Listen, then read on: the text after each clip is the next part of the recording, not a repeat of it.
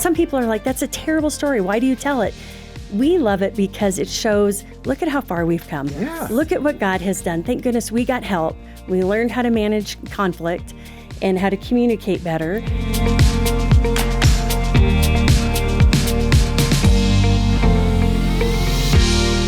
Greg and Erin Smalley have some pretty incredible stuff to share about their marriage, and I'm looking forward to hearing about the laundry over the balcony story. Actually, we're going to hear several marriage stories today because Greg and Erin joined me and my wife Jean in the studio just recently. And we decided to have a roundtable discussion about better ways to connect as a husband and wife. The basis of this conversation was a book I wrote with Kenny Chapman on the team here. The title is The Healthy Marriage Devotional, 365 Daily Inspirations to bring you closer together. It was a lot of fun exploring different themes and stories about marriage with Jean and Greg and Erin. And I think every couple will find something helpful from this program. So first we're going to talk about strengthening marriages. And Jim and Jean, we're going to start off with a story about cooking and how you have very different approaches to following recipes. Well, do you want the right way or the wrong way? That's what I would say. Let's start with the right way. Okay. Jean, how do you cook?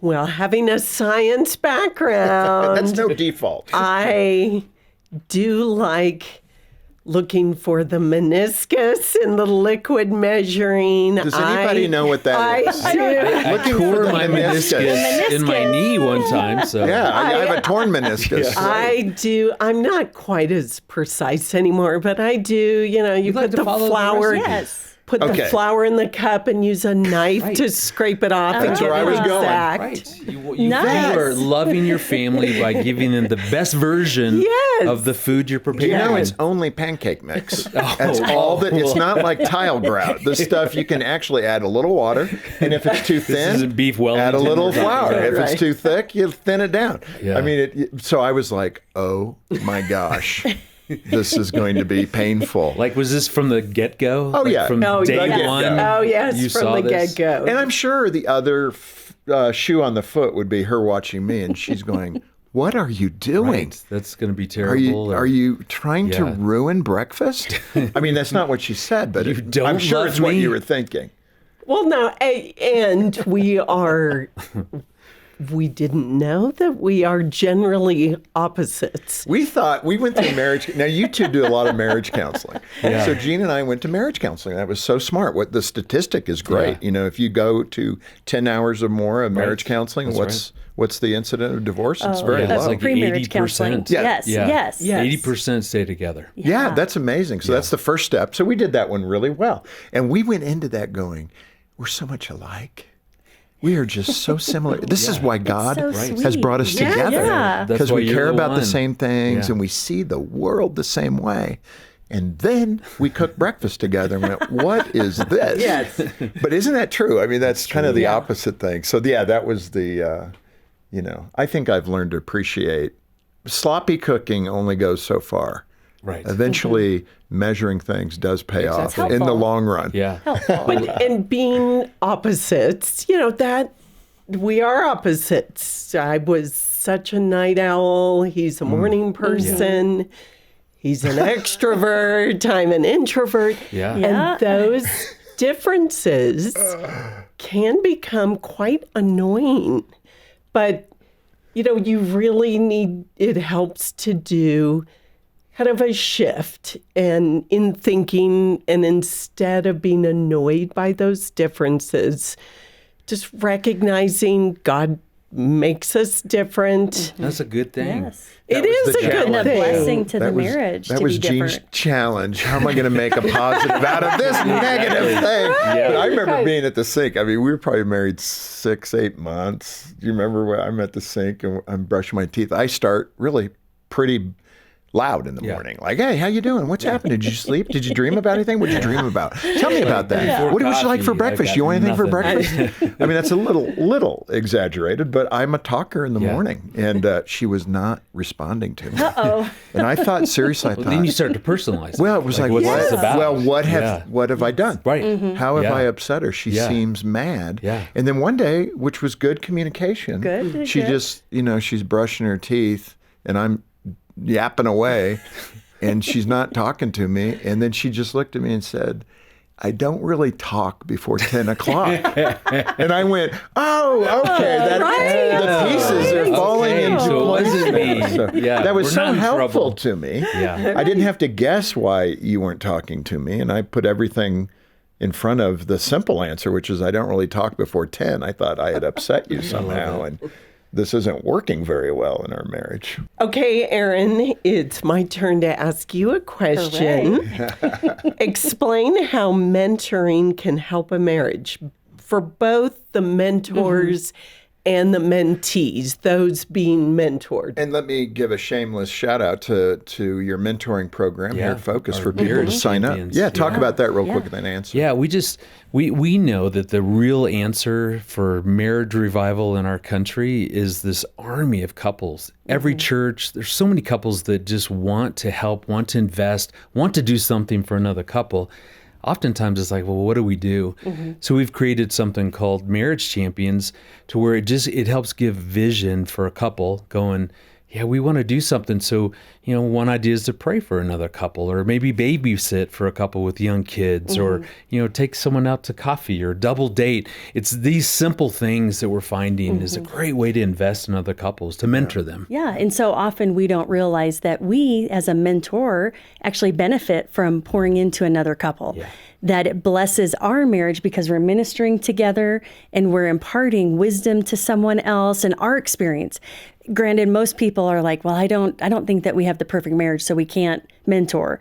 But the truth is, even if you're just a little bit further down the road than another couple, and as well for us, having a mentor couple is a blessing too. Someone who is further down the road, who has wisdom and can pour into our marriage. Jim and Jean Daly, for example. Mentor us I really all the appreciate time. that because we overcomplicate things. Yes. And I think it's a brilliant idea.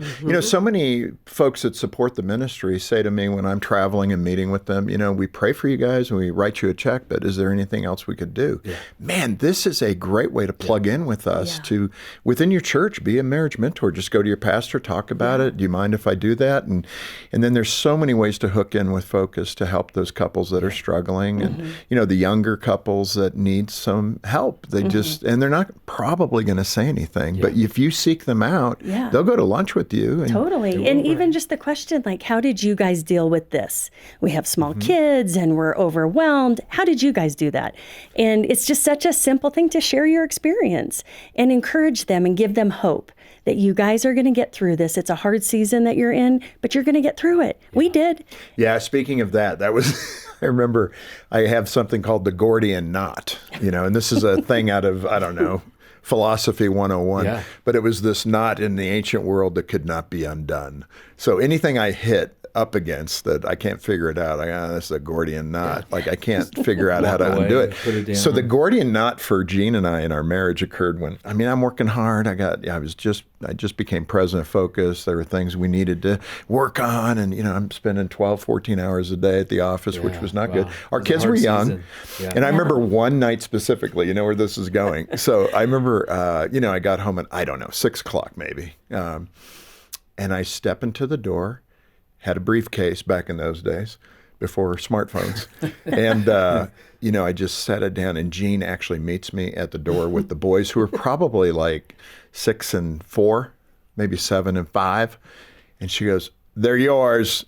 And I was like, okay, can I just, put some comfy clothes on and can I just you take 5 minutes to throw some water on my face? But I got it. And, the thing about it wasn't, Jean was equally desperate as I was. Yeah. So you Both have these exhausted. two Yeah. exhausted parents and you both need to tend to the children in some way.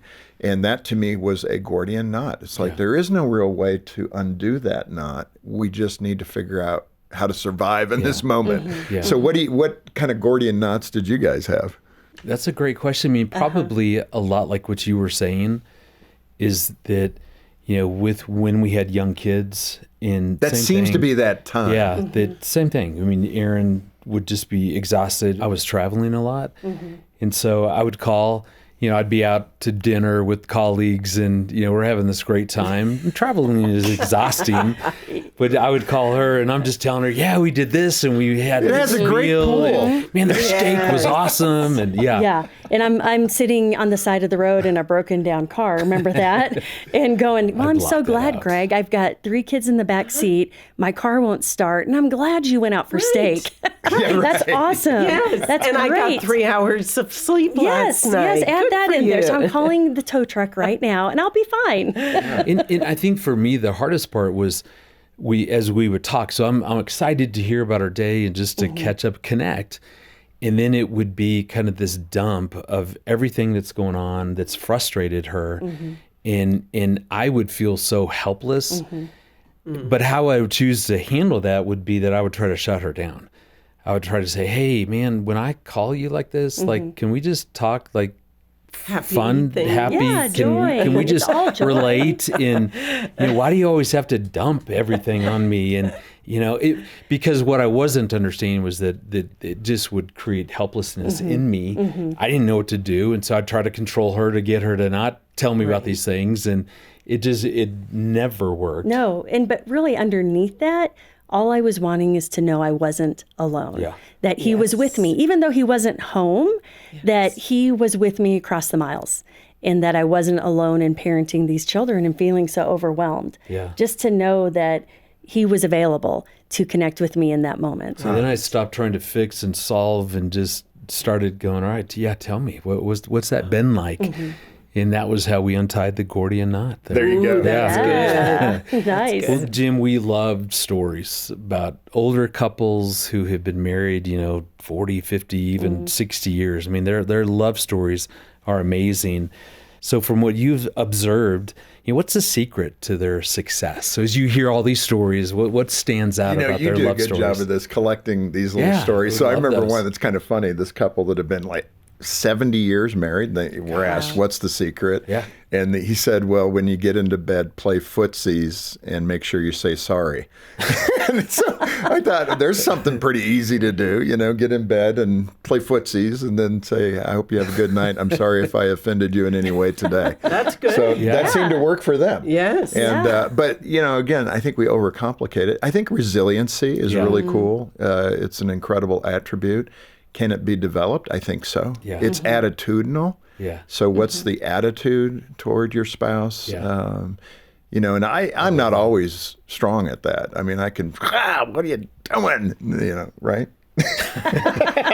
No, never. Sure, there are times. Never Yes. happens. But I This think- feels like a Gordian knot moment. Yeah. But it's that resiliency factor that, we're in this, we're going to figure it out. We have to figure it out. And there's degrees of that. You guys are counseling people all the time. But I love the meaning though of resilience. It's able to withstand or recover quickly from difficulties. yeah. And there's a beautiful way in which kind of thinking about that, repairing for what will happen. We will have those moments to where a child is handed to us the moment we come home from work, or whatever's going on, and how do we recover quickly from that? Yeah, so and true. It even makes a seeing the big deal. benefit of it, that, gosh, as we walk through these difficulties, we're going to grow stronger because of it.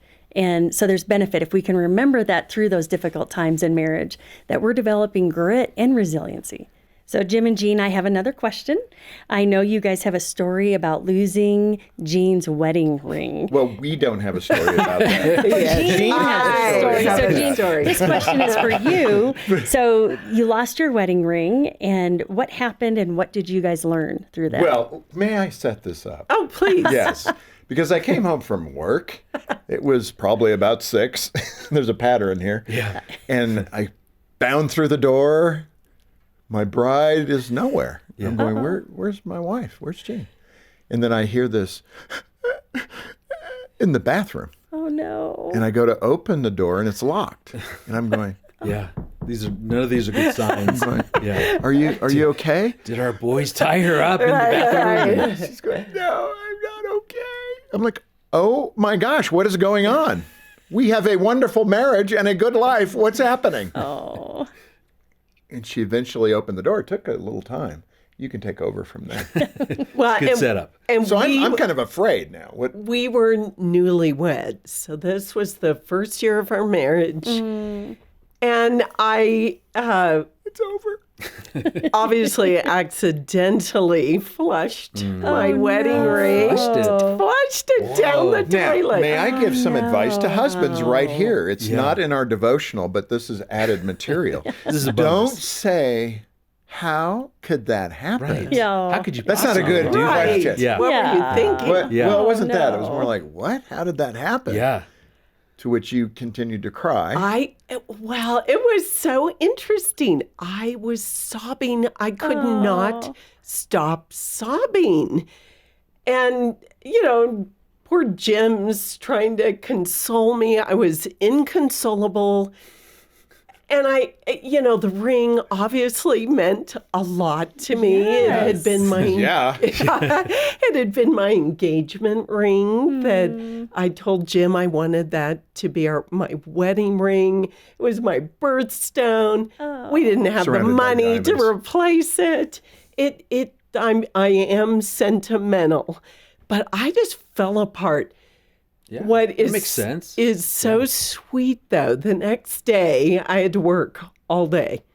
And Jim spent the entire day taking that toilet apart, Oh, my hoping, word. I began to cry. hoping. I imagine. can't believe I got to work on this toilet. Well, I didn't and even know how to do that. well, that was before YouTube. Yes. Well, let us That's just say impressive. it was a good effort, but I didn't find the ring. I found other things, but I I'm didn't find the sure. ring. No, but that act, I'll tell you what, that still sticks with me. That meant so much to me. What did that say? Like, what was the message It by him doing said, that? I care enough about how upset you are that I'm going to try to fix this. I love you. I'm going to spend my whole Saturday In my looking for a incompetence, ring that wasn't may there. I add. This was like the weakest Knowing that part I had of to my pay someone to come out masculinity. and undo what I've just screwed up here. You kind of go, okay, there's 2 bolts. If I take these off, I'm sure I can get this off the floor. That's reasonable. Yeah, that work? never done it before Yeah. in my life, but that's so sweet. I never heard you convey that. Oh, So- absolutely. And in the end, I eventually realized the ring, yes, it was sentimental and yes, it was pretty, but it's just a symbol. Just like the wedding, the big wedding. It's just a symbol. Yeah. And it's really about the relationship of the marriage that Commitment you've matters. made, yeah, it sends that message. I like because I'm not alone. Yeah. Let me move here toward the long view of marriage. So often in parenting we talk about this, the need to have the long view when your 14-year-old is misbehaving, and kind of frame your mind as the parent around them being 30. Yeah. And what are you aiming for, and what are the lessons to teach them in that moment, that kind of thing. That can be said too of marriage, that you need to take the long view of marriage. So many of us are living in survival mode because the pace of the culture, the job or the jobs we both have, etc., the family, all of that. How do we keep that long view perspective when everything's raining down on us every day? Yeah. Yeah, it's so important to know, where do we want to go? What do we want our marriage to look like long term? I recently had a couple sitting in my office, and they had attended a wedding, and they came in, they were struggling prior to attending this wedding, and sitting at this wedding of a friend, they came in and they said, you know what, it just revived what we really want to shoot for. We want a marriage that glorifies God. And it gave them a vision for where they wanted to go. And it actually helped in the moment because it inspired them to work through what was happening now for the long-term goal of, we want to work toward a marriage that is glorifying. Yeah. Yeah, there is something powerful about thinking about, like you're saying, where are we going to be in 20, 30, 40, 50, 60 years in thinking that through, because then that gives us one hope that Right. we're going to get there. It gives us a goal, something that we're working towards. And there's just something powerful about having that long view. We said that in our wedding vows when we talked about in the good times and the bad times, that this is a lifelong marriage. There's something powerful about going, this is for a lifetime. I've eliminated the word divorce from our vocabulary because we're going to get there. it creates kind of that journey mentality of going, I don't know exactly what's going to happen, but I know where we're headed. Let's just start walking and journeying together, and then deal with whatever comes up. We're in this together, and we'll figure it out along the way. I mean, I think good. that's what it helps us do. I'm laughing because I know the stories of you guys when you were first married. We cannot escape today without the laundry story from you. My word. I just love that story because it's so funny. But we're right at the Yes. end. Let's talk about early development in marriage and some of the things you weren't doing so well. What I wasn't doing well was James 4:1 that says, "What causes quarrels or fights among you? Is it not the desires that wage war within you?" What's really going on? So one time, Aaron we just had gotten into a conflict early in the morning. Nothing was going I right. had You're to married. go to work. Married Yeah. how long? At this- Months. I Months. mean, Okay. 6 This is months, perfect. maybe. Under a year for sure. I had to go to work. It was a Saturday. Didn't want to go to work. We were irritated. So I set a good firm boundary before I left to say, no more talking. Let's just stop. And when I get back, we'll figure it out. So she pops her head in the door. So she's leaving. She's a nurse at this time working in a hospital. So she shuts the door, pops her head back in, and makes one more smart comment about whatever we'd been talking about. And she'd already said, no more talking. So she violated. Yes. I violated my own rule. So you're throwing a flag. So she's gone. Like, I'm just standing there going, well, that wasn't very nice. That's so unfair. And so I had already said I'd get our laundry together. So I pulled it all together. So I used to put it all in this huge mesh bag because there was no elevator. And we lived up on the 4th floor. But under our apartment on the 1st floor was the laundry room. So I would just jam all the laundry in this bag and then wait till no one was around and then just drop it on the ground. Then I just would go down, pull it in the laundry. It was Yes. It was very easy. So as I'm about to release the laundry bag that's stuffed full, I see Erin walking on the ground floor right towards me. Why are you still there? She's an extrovert, Jim, like you. Yay. So she had probably talked to 100 people on her way to the car. But there she was. I was still irritated by her whole last word thing. So I thought, wouldn't it be funny? In my mind, I'm thinking, it'd be hilarious if I dropped that nut by her. And By her. Scare her. She'll look up and I'll be like, last word that. And I'll win because marriage is all about winning. And so sure enough, I released it. In I guess depending on your perspective, either my aim was really on or really off. That is. But either way, I hit her, barely, clipped her with the big laundry, Yes. enough though to throw her kind of on the ground. So there she My is. keys went flying. Yep. Yeah, she's just staring at me as I'm looking at her going, oh yeah, I'm in big trouble. Yeah, that was not good. She starts racing back up, like she's coming up the stairs to get yeah. me. Oh, yes. And I did what any real man would do in that situation. I ran back in the apartment and locked the door. And thank goodness I didn't have my keys because I don't know what I would have done. You really did. But I went to work, my 12-hour shift, came back and walked into the apartment. To make amends, he had washed everything in the apartment, including the couch cushions. So he unzipped the outer couch cushion, but good. shrunk them. To where you couldn't get it back in. to where there were like these pyramids a label across. to say not to dry them. That would have been helpful. Yes, but we tell that story because we look at where we started, where we came from. Some people are like, that's a terrible story. Why do you tell it? We love it because it shows, look at how far we've come. Yes. Look at what God has done. Thank goodness we got help. We learned how to manage conflict and how to communicate better and to not throw laundry over the balcony near your wife. And we just go 33 years later, here we are, and look at what God has done. All right, let's explore some of the things that married couples can do to improve their relationship. That's the whole idea here, right? One is certainly do a devotion together, and we've got that great resource for everybody. Right. But you've written a book, Greg, about tools. Now, what's so funny, I resonate with this because I am not mechanically inclined. We talked about me rescuing the ring that Gene lost, taking the toilet apart. I never found the ring. I had to put it all back together. Impressive. I think it didn't leak, but I'm not sure. I don't remember. But the without point is, YouTube. so I'm cruising through one of those big box stores, and they got a sale for a massive toolbox. And it's like love at first sight. You've got to have it. I'm looking at it going, that just is so beautiful. Every guy needs a Yes. good tool. Yeah, so I bought it. You know, it was on sale. It was a good deal. And it stands like 8 feet tall. You can barely get to the top drawer. And I filled it with ratchets and everything Oh, I yeah. need, you know, Nice. Yeah. socket sets galore, Yeah. metric, standard, you got it. Hammers. I'm and- not sure that I've ever used one over the last 15 But years. you have 'em. But That's I the have point. 'em. Yeah. Just My in sons case. have used it. But you did this whole concept about the toolbox and what our wives need, the tools that we need to use for our wives. It's not the socket set. No.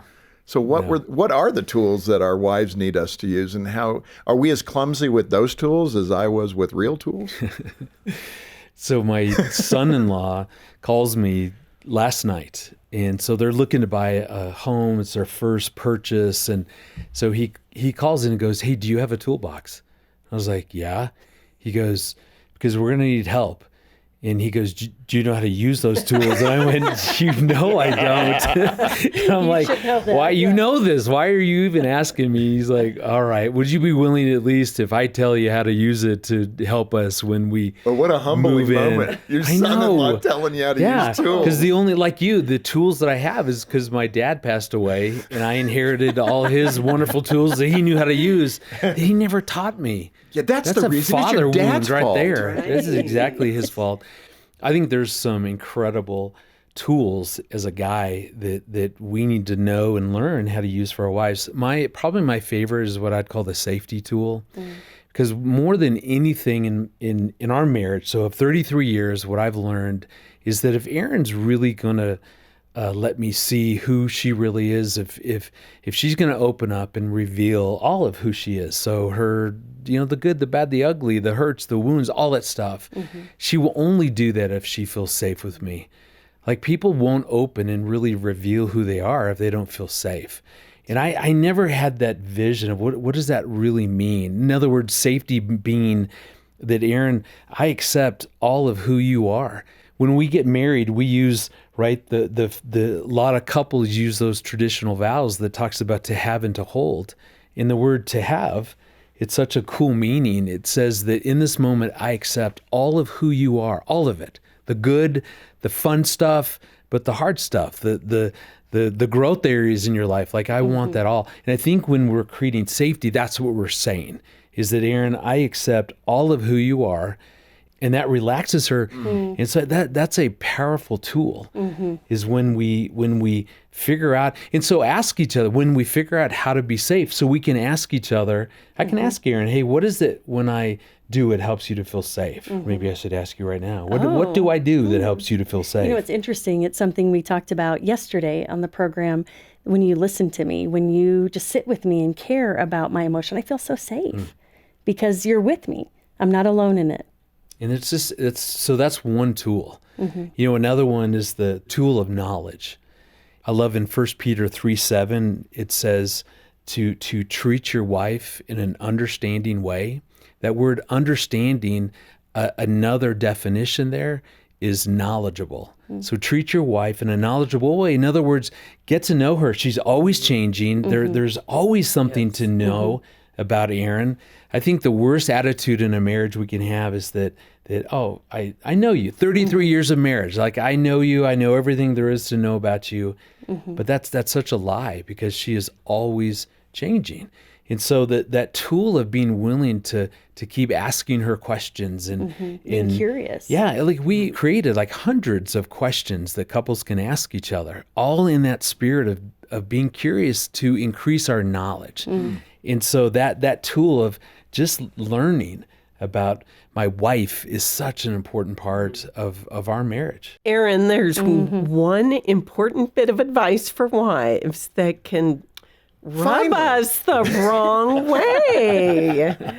We're told to affirm our husbands, but that is not easy when they're not affirming us. Hey, you're asking that question with such energy. What are you I thought she talking was going to about? say it's not easy when he never does anything worth affirming. I love the empathy that you're expressing. Yes. Well, so why is it important for women to take the initiative in this area? And you're right that so often as wives, as women, we're going, well, wait, what about us? We're supposed to do this for them, to affirm them, to encourage them. And the bottom line is we have such great influence. And so if we want that in return, we can absolutely offer that and model the behavior that we want. But for a man, it's interesting because so often I assumed that Greg was getting affirmed here at Focus at work. Like, you know, that Jim, you would compliment his vest and say, gosh, I really love your vest. Versus Jean walked in today and I said, oh my word, I love that color on you. That's awesome. And men just don't tend to do that. As women, we do that.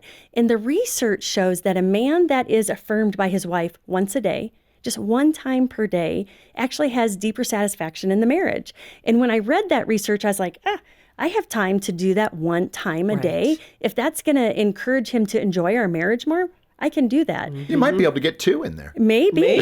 But that means we have to be watching for what is it that we love about them? What do we see in them? What can we call out in them? And again, as we do that, you're influencing, modeling the behavior we want to see. Yeah. And I know, like, Jim, I don't know if this is true for you, but for me, I want to feel successful. I want I want Erin to notice these things that I do and to feel successful. And that's why, I mean, just like last weekend, she's been bugging me to clean out. We have a basement. There's a bedroom. It's been one of those, catch-alls. So it just has all this It stuff want me in to help there. you? has. Right. I can do that for you. There is a toilet in there that probably needs to be undone. I'll just throw everything away if that's Flush okay. it. Just flush it all.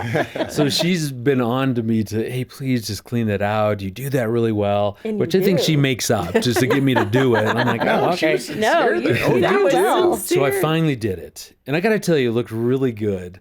And so the first thing when I finished, I marched right upstairs. Erin, you got to come look at this. Drag her down.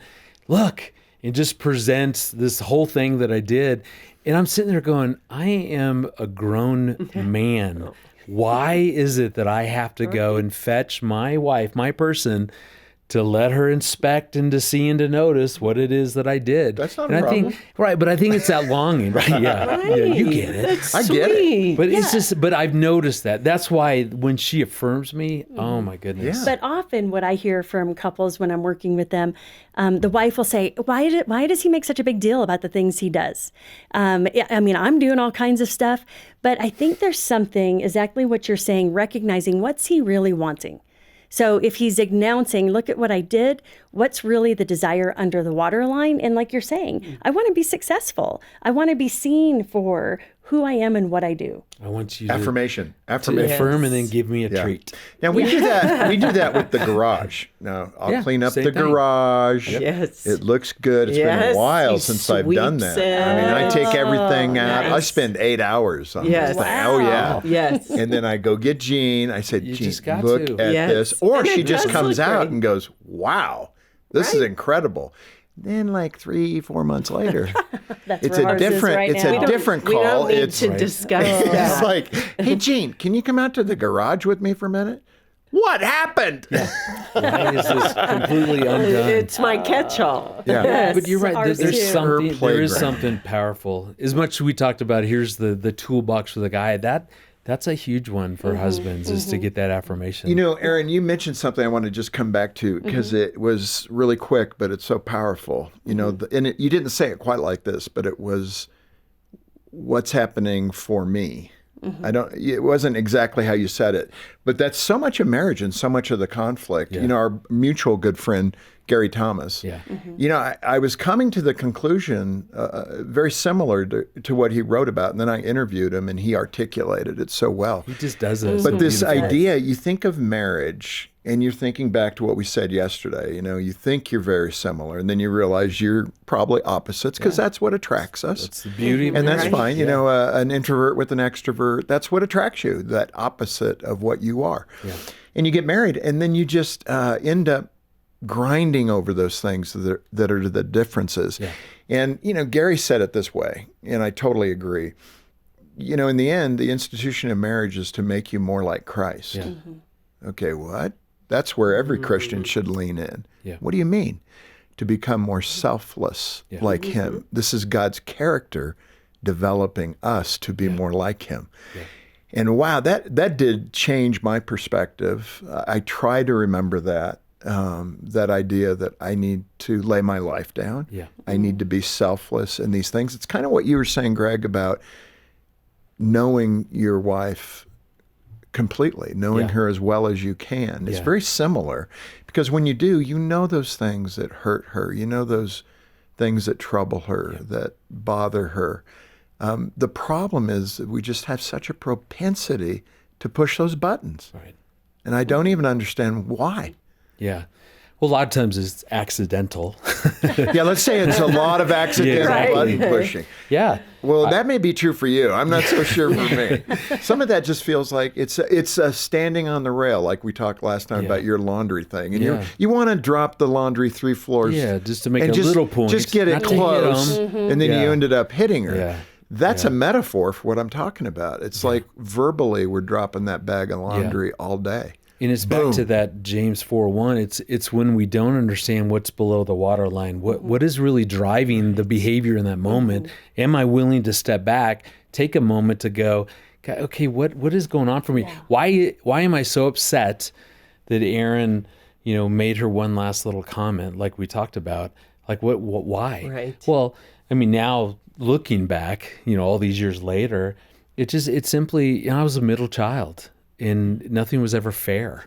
And so the fact that she set a boundary and then violated it just wasn't fair. It was unjust, right? Right. And she needed to know that wasn't right. Jane's a middle child too, and see? she's right with you. Right. And there might be different ways to let me know There that. were I'm many. just saying. Yes. There were many, but I think your point is that we react in these knee-jerk ways without taking a moment to go, okay, I'm feeling stirred up. What's that about? Okay, think of the stupidity of this. Yeah. I mean, really, Yeah. I'm saying this boldly. I'm saying it to You myself. just called me stupid. That's No, what I heard. think of the stupidity of this. I'm going to say something that lights your fuse. Yeah. Why?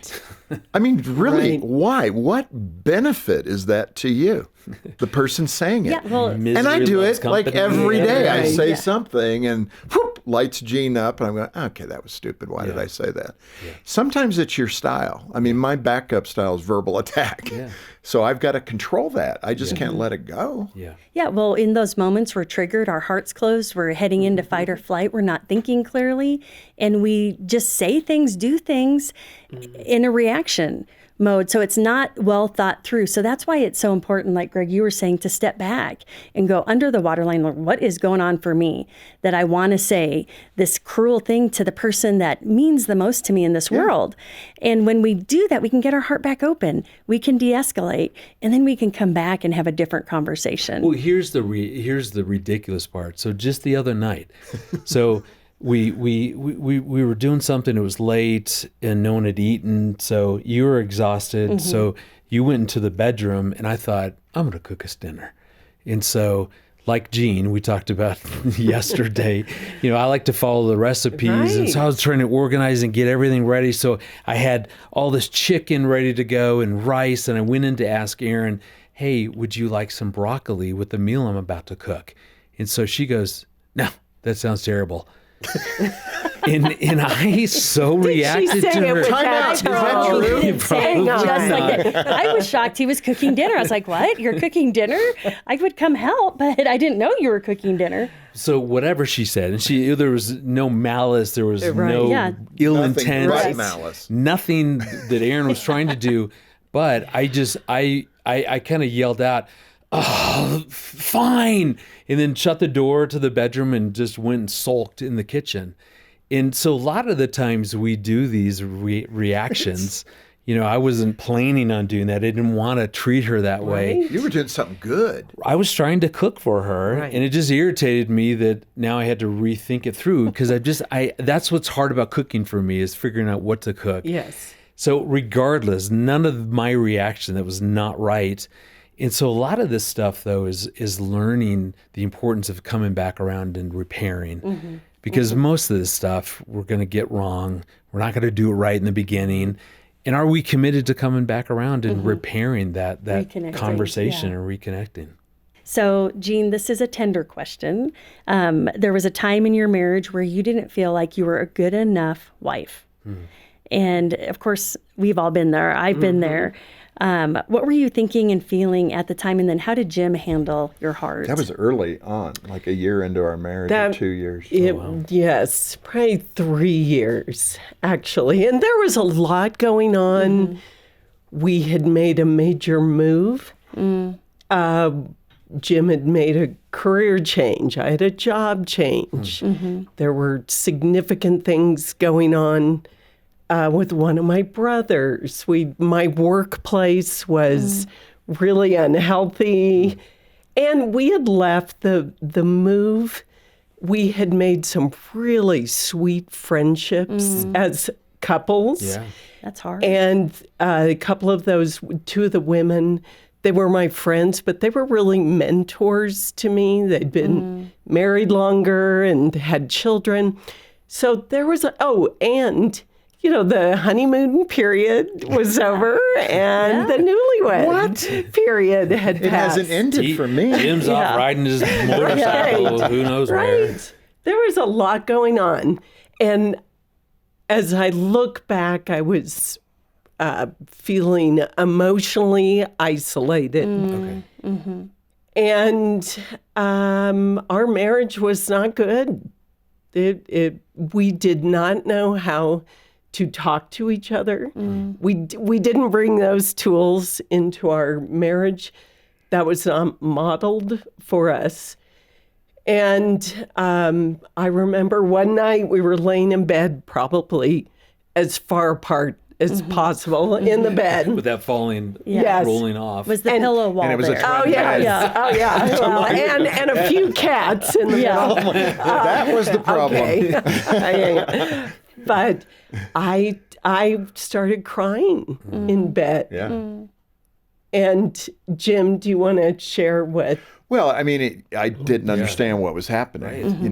There is that male. Did you lose your wedding ring? Yeah, I did. You There's that flush male your ring. obliviousness, that you're not as tied in. Yeah. I mean, even hearing her articulate those things that we were facing, that she was facing, I was not clued into any of that, which is terrible when you think about it. And so I just felt like, man, what is she melting down about? And What did I do this time? so I just remember saying, that, well, divorce won't be an option. So we got to figure out how to do this better than kind of matter of fact. Yeah.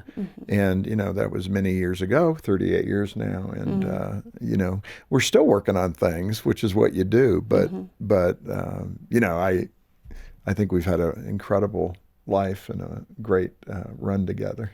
So in those moments though, so coach us guys. So tears, crying in the bed, like what is it that your hope? What is your hope in that moment? Like how do we show crying up? out, isn't Yeah. it? Yeah. Literally. Yeah. Yeah. What would you say, Jean, for you? In that moment, I did say to Jim, I don't feel like I'm a good wife. Right. I felt like a failure as a wife. I felt like our marriage was failing. And what I needed, and Jim did assure me that, I'm here for you. Divorce isn't an option. You're an Let's amazing figure wife. this out together. So what I needed was empathy. Yeah. Not to feel alone. Right, not to feel alone. And that partnership and that reassurance, we're going to make it. Let's get some resources, some help, and we're going to figure this out together. I love that. There is something about just in those moments. Again, will you be there for me? And I love, Jim, how you showed up in that way. I know God's been, the verse that God's kind of had me locked into lately is Ephesians 5:26 and 27, which has always been super confusing because it says to make her holy. So this is Paul talking about Jesus in his bride, the church. So to make her holy, cleansing her by the washing of the water through the word, to present her to himself as a radiant church without stain or wrinkle or any other blemish, but holy and blameless. Like I read that and go, hey. Like I don't connect with any of those words. And so historically, I would see that. Here I'm the marriage guy, the VP of marriage at Focus, and I would just go, okay, I'm sure it means something, whatever. But I finally went, I probably should figure out why is this even here? Yeah, and what is so cool is that all this verse is really saying is that Jesus, as husband to the church, what he's doing is he's nurturing her to help her become the best version of who God created her to be. Like he's unlocking all these gifts and talents and now helping her to become that best version, to release her. Because you think about what Jesus ultimately did with the church through the Great Commission is he unleashed his bride, the church, into this world who so desperately, needed a savior. And when I finally understood that, that was a huge paradigm shift for me, because it made me go, you know what, why we do all this stuff, why we use the tools and create the safety and sacrifice and all this stuff as a husband, it really is to help our wives. So for me to help Erin become that best version, to see how God's going to unleash her. Every time that you showed up and you comforted, Jean, you looked for the ring somewhere in the toilet that was lost. Like, I think that's all done to help her become that best version. Kind of because at the end of my life, man, my hope is that Erin will be able to say, you know what, Greg made a difference in my life. Like being married to Greg made a difference in a good way. Yes. Not in a bad That's way. a good goal. And vice versa. Yeah. That's my goal, is to know that I made a difference in your life and improved your life. Well, Greg and Erin and my lovely Jean, it was so good to have this chat with you the last couple of days. So fun. I hope it was helpful for people. And, the goal here is just to be here for you. If you're in that spot where you need help, give us a call. Yeah, we do hope you'll contact us here at Focus on the Family if you need any help for your marriage or family. We have so many terrific resources for you, like the Healthy Marriage Devotional that Jim wrote. And then our counseling team is here for you. They can talk with you, pray with you, and connect you to somebody nearby. There is our Hope Restored program, where we provide intensive counseling for couples who may be thinking it's time to walk away from their marriage. If that's you or someone you know, please learn more about Hope Restored. God does miraculous things in relationships when we seek his help, and especially through that Hope Restored program. Call 800-232-6459 to learn more, or stop by our website. We've got the link in the description below.